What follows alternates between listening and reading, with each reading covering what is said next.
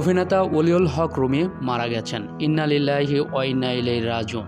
সোমবার 22 এপ্রিল ভোরে রাজধানীর এক বেসরকারি হাসপাতালে চিকিৎসাধীন অবস্থায় শেষ নিঃশ্বাস ত্যাগ করেছেন তিনি। তার পারিবারিক সূত্রে এই তথ্য নিশ্চিত করেছেন।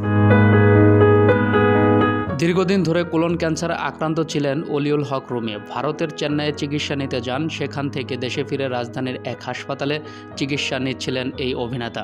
বরিশালের আঞ্চলিক ভাষাতেই বেশি অভিনয় করেছেন রুমি। এ ভাষাতেই দর্শকদের হাসান ও কাঁদান। 1988 সালে এখন কৃতদাস নাটকের মাধ্যমে অভিনয়ের যাত্রা শুরু করেন রুমি। টেলিভিশনের পাশাপাশি চলচ্চিত্রেও অভিনয় করেছেন তিনি।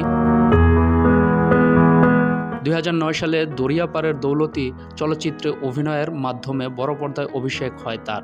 রুমি অভিনীত উল্লেখযোগ্য নাটকগুলো হলো ঢাকা টু বরিশাল, আমেরিকান সাহেব, জার্নি বাই বাস, বাকির নাম ফাঁকি, যমজ সিরিজ, কমেডি 420, চৈতি পাগল, জীবনের অলিগলি, মেঘে ঢাকা শহর ইত্যাদি।